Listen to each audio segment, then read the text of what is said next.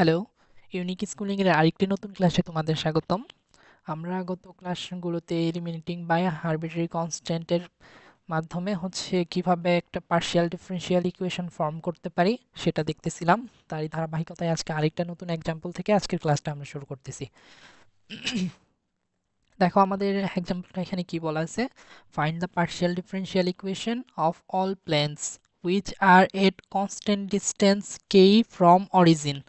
তার মানে এখানে কি বোঝাচ্ছে, দেখো এখানে আমার মেইন যে কিওয়ার্ডটা ওইটা আগে দেখতে হবে।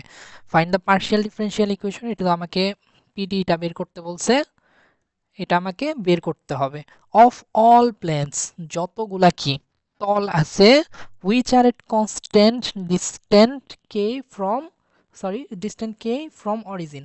তার মানে দেখো আমি, আচ্ছা এটা আপাতত, আচ্ছা এটা অবশ্যই 3D দেখাতে হবে। 3D তো আঁকানোটা, আমরা 2D সারফেসে 3D আঁকানোটা তো একটু টাফ, তবুও একটু বোঝানোর চেষ্টা করতেছি যেন কনসেপ্টটা একটু মানে মোটামুটি একটা ধারণা হয়। দেখো এটা তো আমার অরিজিন, তাই না? এটা আমার 0 0 0, যেহেতু 3D সেজন্য হচ্ছে এক্স ওয়াই জেড 0।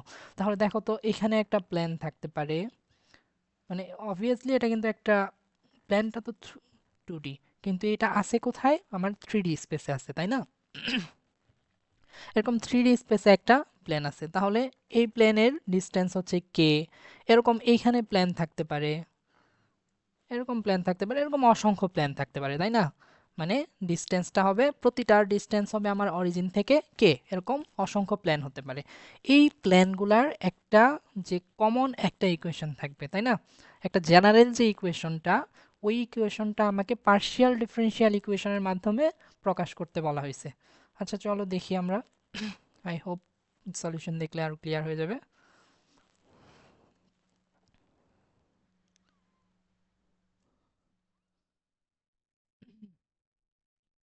দেখো আমরা খুব সম্ভবত গত ক্লাসগুলোতেও আমাদের যে প্লেনের যে ফর্মুলাটা ছিল বা জেনারেল একটা ইকুয়েশন ছিল ওইটা আমরা দেখে আসছি।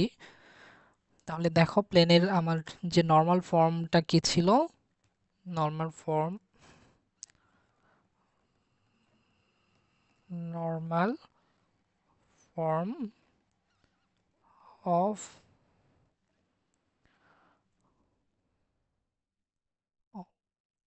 The equation of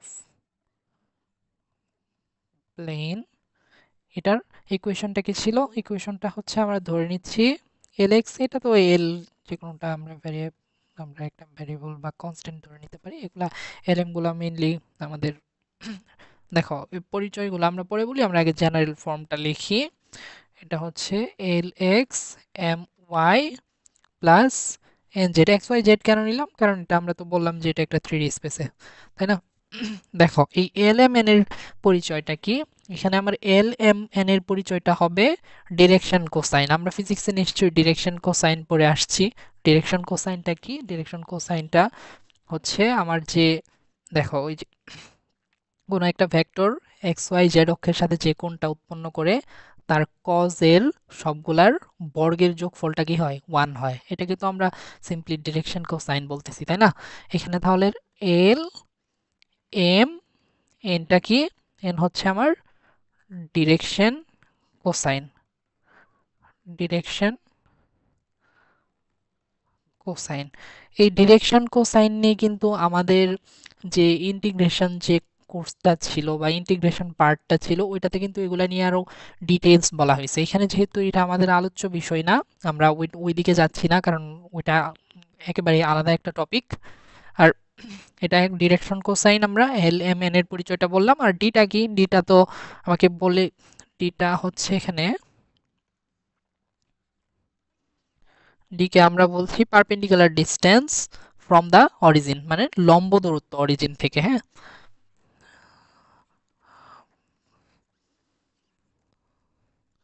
perpendicular distance from the origin. দেখো এটা কিন্তু আমরা জেনারেল ইকুয়েশনটা লিখতেছি, কিন্তু আমার প্রশ্নে ভিন্ন বলা আছে অবশ্য, ওইখানে আমার পারপেন্ডিকুলার ডিসটেন্স কে বলা আছে, ওইটা আমাদের ম্যাটার না, এখানে আমরা জেনারেল যে পরিচয়গুলা ওইটা বললাম আর কি। আচ্ছা, এর আগে হচ্ছে আমরা স্ফেরিক্যালের হচ্ছে জেনারেল ফর্মটা দেখছিলাম আমরা, প্লেনের জেনারেল ফর্মটা দেখি নাই, হ্যাঁ, ওইটা স্ফেরিক্যালের ছিল, এটা হচ্ছে আমার প্লেনের জেনারেল ফর্ম। ওকে, আমরা জেনারেল ফর্মটা পেয়ে গেলাম, এখন আমাদের এখন যে কোশ্চেন যেটা, আমরা ওদিকে যাই। এটা হচ্ছে আমার জেনারেল ফর্ম। ওকে, এটা থাক।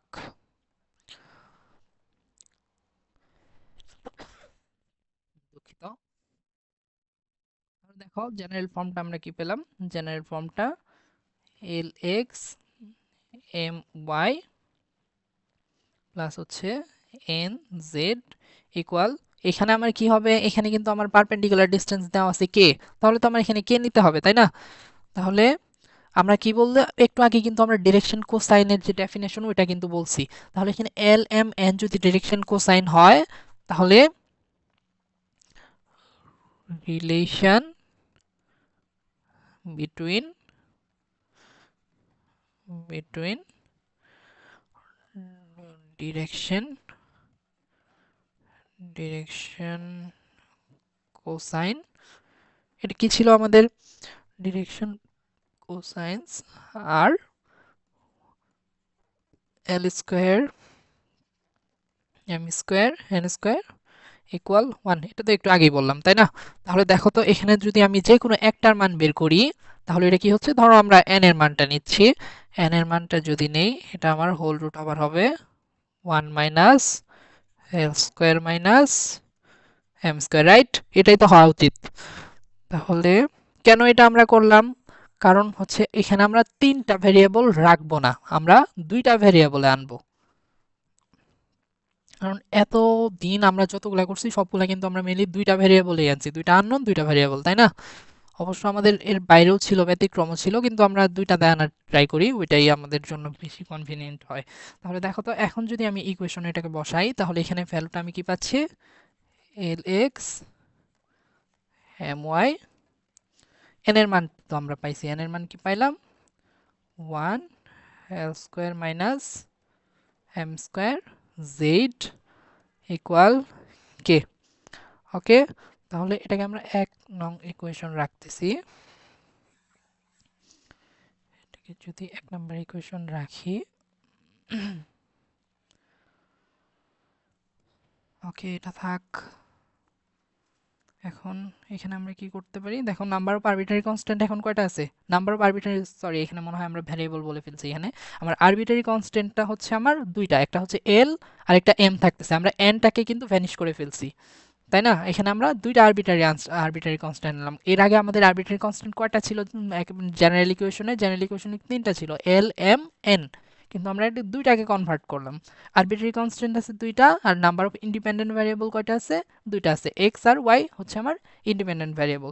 তাহলে নাম্বার অফ ইন্ডিপেন্ডেন্ট ভ্যারিয়েবল যদি দুইটা হয়, আরবিটারি কনস্ট্যান্ট যদি দুইটা হয়, এখানে আমাদের কি কি বের করতে হয়, একবার হচ্ছে আমার এক্স এর সাপেক্ষে পার্শিয়াল ডিফারেন্সিয়েট করতে হবে, একবার ওয়াই এর সাপেক্ষে পার্শিয়াল ডিফারেন্সিয়েট করতে হবে। চলো তাহলে আমরা ওইটা করি। তাহলে এটাকে যদি এক্স এর সাপেক্ষে পার্শিয়াল ডিফারেন্সিয়েট করি, তাহলে এখান থেকে কি পাবো, এটা এল, এটা কি পাবো, এটা দেখো এটা কিন্তু জিরো, কারণ এখানে আমার এক্স এর কোনো টার্মই নাই। তাহলে এখান থেকে কি পাবো, এটা তো পুরাটা কনস্ট্যান্টই থাকতেছে, স্কোয়ার মাইনাস এম স্কোয়ার, এটা কি ডিজেড ডিএক্স ইকুয়াল জিরো, কারণ এটা তো একটা ডিস্টেন্স, এটা কনস্ট্যান্ট, তাই না? তাহলে দেখো এই ডিজেড বাই ডিএক্স কে আবার আমরা কি লিখতে পারি, এটাকে কিন্তু পি লিখতে পারি। এগুলা আই হোপ এখন তোমাদের কাছে একেবারে ক্লিয়ার, যেহেতু এগুলা অনেকগুলা ম্যাথ করা হয়েছে একই টাইপের, একই টাইপ বলতে আর কি, কি বলবো মানে আমার পরিচয়গুলা সেম, তাই না? কিন্তু টাইপ তো আমাদের অবশ্যই ভিন্ন। তাহলে দেখো এখান থেকে আমরা এল এর মানটা যদি বের করে নেওয়ার চেষ্টা করি, তাহলে কি পাচ্ছি, 1 minus L square minus M square P. Okay, এটা পেলাম, কেন পাইলাম, ওইখানে আমরা পরবর্তীতে হচ্ছে এখানে বসাই দিব, তাহলে এটার মানটা পেয়ে যাবো আর কি। দেখো এক্স এর সাপেক্ষে ডিফারেন্সিয়েট করলাম, যেহেতু number of arbitrary constant, number of independent variable সংখ্যা দুইটা, তাহলে আমাদের এই ক্ষেত্রে রুলসটা কি ছিল, একবার এক্স এর সাপেক্ষে আমাকে পার্শিয়াল ডিফারেনশিয়াল ইকুয়েশনটা বের করতে হবে, আরেকবার সরি পার্শিয়াল ডিফারেন্সিয়েট করতে হবে, আরেকবার হচ্ছে ওয়াই এর সাপেক্ষে পার্শিয়াল ডিফারেন্সিয়েট করতে হবে। এখন যদি আমি ওয়াই এর সাপেক্ষে ডিফারেন্সিয়েট করি, এই টার্ম কিন্তু জিরো, কারণ ওইখানে আমার ওয়াই এর কোনো টার্মই নাই। তাহলে এটা কি থাকবে, এটা শুধুমাত্র এম থাকবে, আর এটা কি থাকবে, 1 মাইনাস এল স্কোয়ার স্কোয়ার, এটা কি ডিজেড ডিওয়াই ইকুয়াল জিরো, কারণ কি হচ্ছে একটা কনস্ট্যান্ট। এখান থেকেও যদি সেম আমরা এম এর মানটা বের করতে চাই, তাহলে এবার ডিরেক্ট লিখতেছি, এখান থেকে কি পাবো, 1 minus L square M square, D Z by D Y কে তো কিউ লেখা যায়, তাহলে দেখো এতে কি পাচ্ছি, ওকে এটা পাইলাম।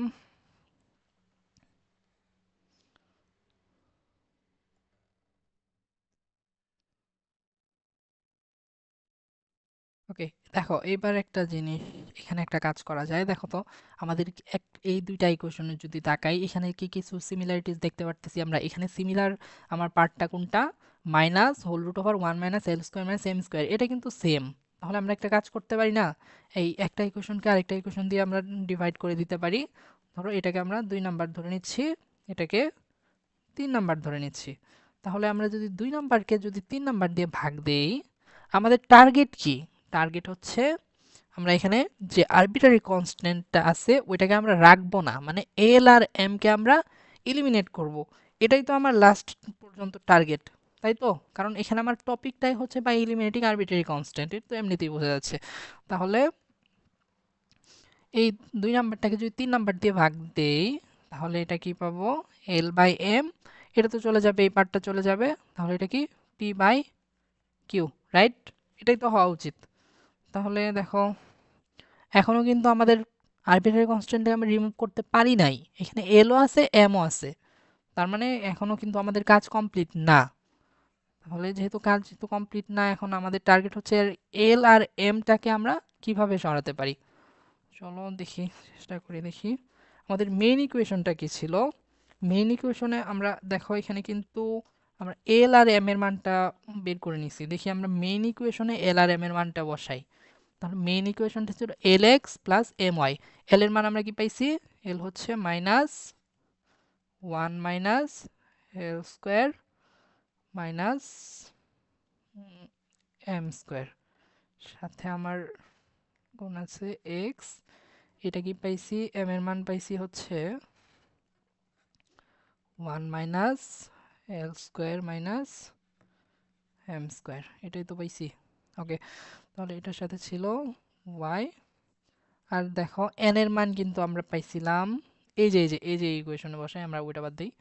দেখো এখানে কি পাইছিলাম, এটা হবে প্লাস, এখান থেকে আমি কপি করে আনি, এটা হবে এটা,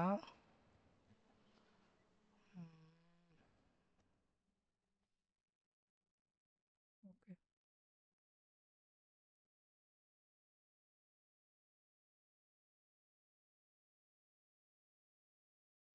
হবে এটা, আচ্ছা এখানে তো জায়গা হচ্ছে না, ওয়েট,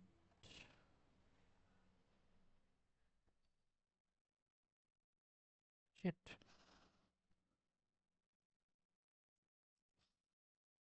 এটাকে আমরা একটু রিসাইজ করি। ওকে ওকে, দেখো এটা ইকুয়াল কি ছিল আমাদের, এটা ইকুয়াল কে ছিল, তাহলে এটাকে যদি একটু দেখো তো এখানে কি করা যায় আসলে। এখানে আমার কমন টার্ম কি আসতেছে, একটা জিনিস আমরা এখানে দেখি একটু, ঠিক আছে। ওকে, এটা কোথায় বসাইলাম, এল আর এম এর মানটা এই ইকুয়েশনে বসাইলাম। দেখো এখানে কিন্তু আমিও এখন জানি না আসলে এখন কি করলে আমি এল আর এম কে ইলিমিনেট করতে পারবো।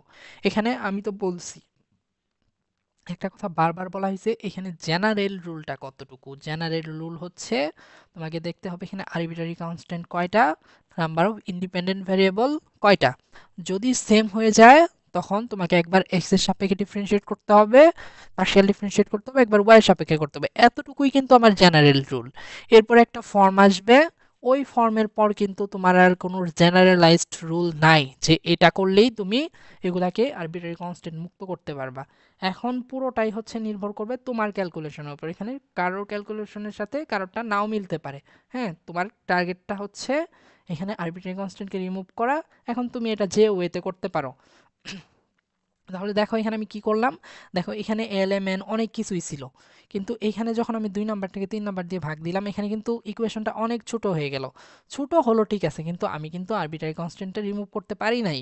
যদি রিমুভ করতাম এটাই কিন্তু আমার অ্যান্সার হয়ে যাইতো। তাহলে এখানে আমার এলও আছে এমও আছে, দুইটাই কিন্তু আমার আরবিট্রারি কনস্ট্যান্ট, তাই না?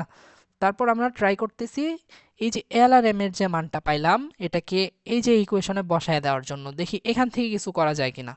তাহলে এখান থেকে যদি কিছু করতে যাই, দেখো তো এইখানে কমন টার্ম একটা আছে, কমন টার্মটা কি, হোল রুট অফ আর 1 minus L square minus M square.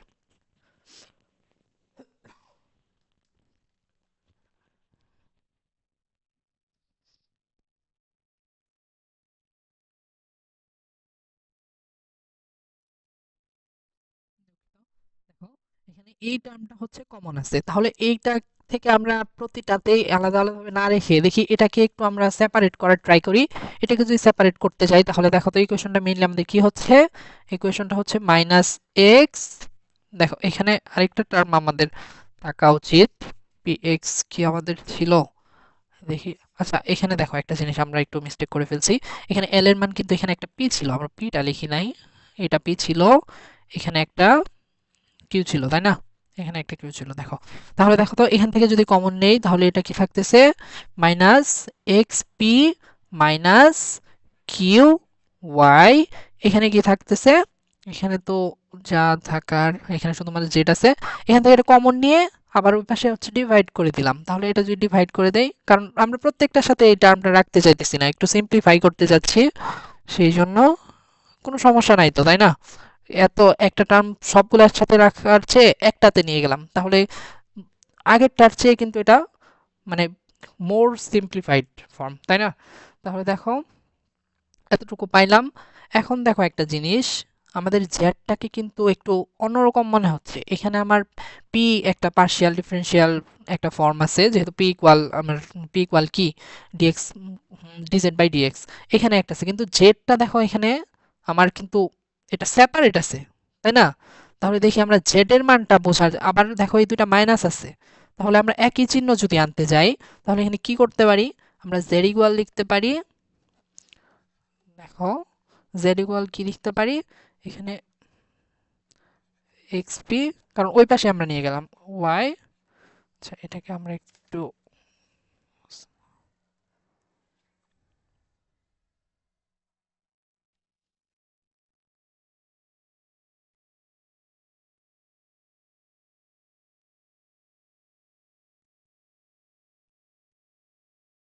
দেখো, তাহলে এখানে আমার কি ছিল, কে 1 মাইনাস এল স্কোয়ার মাইনাস কি ছিল এম স্কোয়ার, এটা ছিল, কিন্তু এখানে আমরা জেড এর মানটা পেয়ে গেলাম। তাহলে দেখো এই ম্যাথটা একটু তুলনামূলক বড় হবে মনে হচ্ছে, কারণ আমরা অনেক কিছু করেও দেখো মিলাইতে পারতেছি না আসলে আরবিট্রারি কনস্ট্যান্ট কি হবে। আবার বলতেছি এটা কিন্তু কোনো জেনারেলাইজড ফর্ম না, যে হচ্ছে আমি আগে থেকেই জানি যে এরকম ভাবে করতে হবে, এরকম কিন্তু না। আমাদের জেনারেলাইজড ফর্ম কতটুকু, শুধুমাত্র যতক্ষণ আমরা বুঝতে পারতেছি এখানে কি করতে হবে ততটুকুই আমাদের জেনারেলাইজড ফর্ম। দেখো এখান থেকে আমরা জেড এর মানটাও পেয়ে গেলাম, কিন্তু এখনো কিন্তু আমরা এটাকে রিমুভ করতে পারলাম না। তাহলে দেখো এল এর মান পাইছি, দেখো এখানে একটু আমরা চিন্তা করতে পারি, দেখো এখানে z কিন্তু আমার আরবিট্রারি কনস্ট্যান্ট না, এখানে x পাই গেছি, xp yp এই দুইটা কিন্তু এই দুইটা টার্মে আমার আরবিট্রারি কনস্ট্যান্ট নাই। এখানে তাহলে আরবিট্রারি কনস্ট্যান্ট কোথায় আছে, শুধুমাত্র আমার l আর m আছে আরবিট্রারি কনস্ট্যান্ট। তাহলে কি করা যায়, l আর m কে পরিবর্তন করে যদি আরবিট্রারি কনস্ট্যান্ট মুক্ত কোনো কিছু আনতে পারি তাহলে তো আমার এখানে শেষ, তাই না? তাহলে এখানে তো আমি পার্শিয়াল ডিফারেনশিয়াল ইকুয়েশন পেয়ে গেলাম। তাহলে দেখো এখানে এল আর এম এর মানটা আমরা বের করার ট্রাই করি। এখানে আমরা এল এর একটা মান পাইছিলাম, কিন্তু এই দুইটাতে আবার আরবিট্রারি কনস্ট্যান্ট ছিল, তাই না? তাহলে আমাদের এরকম কিছু করতে হবে যেন এখানে আরবিট্রারি কনস্ট্যান্ট না থাকে। দেখি কি করা যায়। তাহলে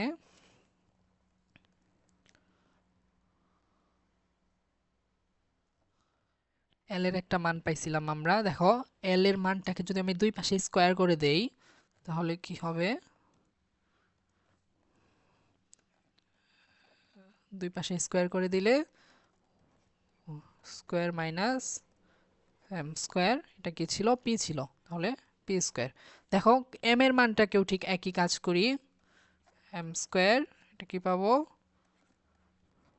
minus M square Q square, এটাই তো পাবো তাই না?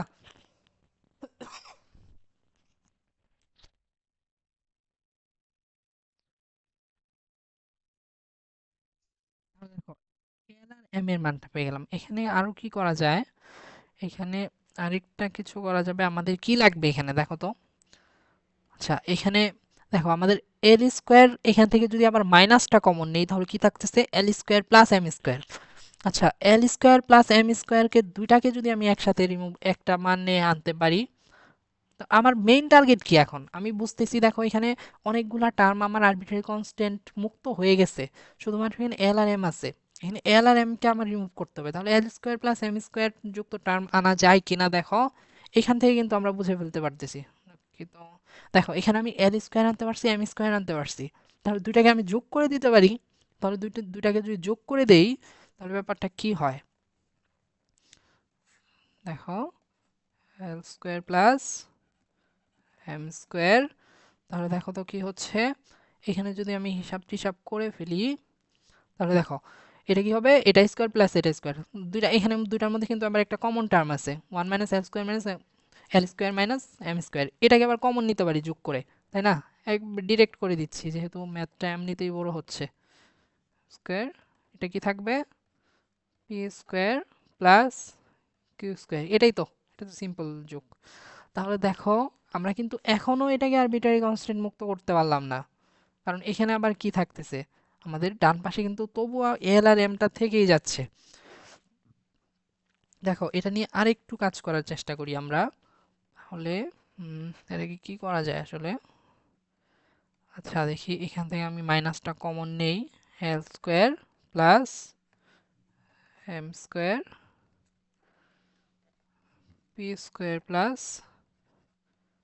কিউ স্কোয়ার, তাহলে এই পি স্কোয়ার কিউ স্কোয়ার দিয়ে আবার গুণ করে দেই, দেখি কি করা যায়। মাইনাস থাকতেছে L square plus M square P square plus, আদৌ কি কোনো লাভ হলো এখানে? ওকে, দেখো হয়ে গেছে প্রায়। দেখো এখন এই যে এই টার্মটা আছে মাইনাস টার্ম, এটাকে আমরা যদি এই পাশে আনি তাহলে দেখো তো ব্যাপারটা কি হয়, এটা কি হচ্ছে, L square plus M square P square plus Q square, right? আর আমার ডান পাশে কি থাকতেছে, P square plus Q square. দেখো তো এখান থেকে আমি আবার এল স্কোয়ার প্লাস এম স্কোয়ারটাকে কমন নিতে পারি, এটাকে যদি কমন নেই তাহলে এখানে কি থাকতেছে, one plus P square plus Q square, এটাই তো, এখানে কি থাকতেছে P square plus Q square. তাহলে দেখো তো এই যে মানটা আমরা পেয়ে গেছি, আমাদের যে কাঙ্ক্ষিত মানটা ছিল, কি হচ্ছে এটা, P square one plus P square plus Q square, right? দেখো পেয়ে গেছি কিন্তু আমরা। দেখো এটাতে এরকম একটু ঝামেলা হবেই, কারণ এখানে জেনারেল কোনো ফর্ম আসলে নাই। পরবর্তীতে হচ্ছে তুমি তোমার ক্যালকুলেশনের উপর নির্ভর করবে যে তুমি কতটা তাড়াতাড়ি মিলাইতে পারতেছো। তুমি যদি সহজেই বুঝে ফেলতে পারো যে ওই কাজটা করলেই তোমার হয়ে যাচ্ছে, তাহলে দ্রুত ওই ম্যাথটা হয়ে যাবে। আর যদি মানে উল্টাপাল্টা হয়ে যায় তাহলে তো অনেক হিসাব করতে হবে। তাহলে দেখো এখানে আসলে কোনো জেনারেল নিয়মও নাই, তাই আসলে ওইটাতে কিছু করার নাই, এটা আসলে এরকম করতেই হবে। তাহলে এখানে আমি কি পাইছিলাম, Z equal P X Q Y, দেখি লিখে ফেলি আমরা, Z equal P X Q Y plus, এটা কি ছিল, কে বাই আচ্ছা, এটাকে আমরা কমন নিয়ে ফেলতেছি, এল স্কোয়ার এম স্কোয়ার। তাহলে এখন আমাদের কাজ হচ্ছে এটাকে শুধু বসিয়ে দেওয়া।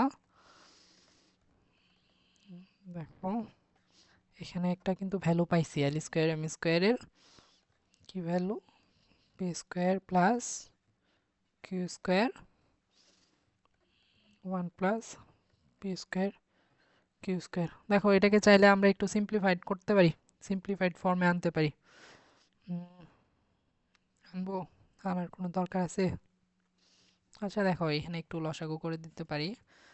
দেখো এটা যদি লসাগু করি, 1 plus P square Q square কি থাকতেছে, 1 P square plus Q square minus P square minus Q square.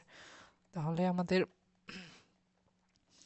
P square কাটা কিউ স্কোয়ার কাটা, এই অংশটাতে কি থাকবে, এই অংশটার পরিবর্তে আমরা লিখতে পারবো 1 বাই, সরি এই অংশ না, পুরাটার ভিতরেই এই অংশটার পরিবর্তে আমরা লিখতে পারবো 1 by 1 plus P square Q square. Okay, তাহলে দেখো এখন কিন্তু আর আমার কোনো এখানে আরবিট্রারি কনস্ট্যান্ট নাই। আরবিট্রারি কনস্ট্যান্ট ছিল এল আর এম, দুইটার মধ্যে কিন্তু একটাও নাই। তাহলে এখন যে ইকুয়েশনটা পাইলাম এটাই হচ্ছে আমার পার্শিয়াল ডিফারেনশিয়াল ইকুয়েশন। হ্যাঁ, আই হোপ বুঝতে পারছো, যদিও ক্যালকুলেশনটা একটু বড় হয়েছে, কিন্তু কঠিন কিন্তু কিছু না, এখানে কঠিন বলতে আসলে কিছুই নাই। হ্যাঁ, একটু শুধু আমাদের টার্গেটটা ফিল আপ করতে হবে, টার্গেটটাকে আরবিট্রারি কনস্ট্যান্ট মুক্ত করা। তাহলে আজকের ক্লাসটা এতটুকুই থাকবে, সবাইকে ধন্যবাদ।